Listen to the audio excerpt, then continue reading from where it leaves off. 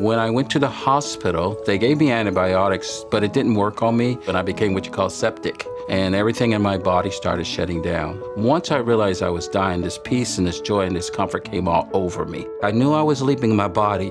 I went through the floors in the hospital, coming out into the atmosphere, and it was a blue sky, and I remember leaving the earth and seeing the solar system.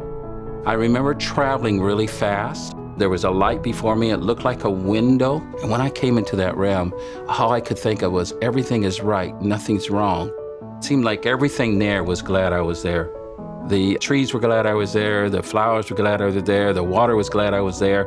Some people say it was peaceful. I like to say it was past peace. I think the reason for that is there's nothing to be peaceful from, because I was in a realm that had nothing going wrong with it. I remember going up to the trees, and then the trees just started opening up for me. And there was a pathway that was laid before me. And so I started moving in that direction. It's almost like I was gliding, like on a people mover that you have in the airport or something like that. And as I went through the forest, it seemed like everything in the forest was saying to me, he's going to see the king.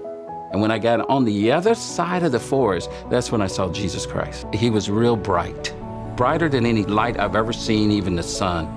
And I remember looking into his eyes, thinking, he loves me so much. By the time I'm thinking of him loving me, it's old news, because he even loves me more. And then he looked at me again and he said, no, it's not your time, go back.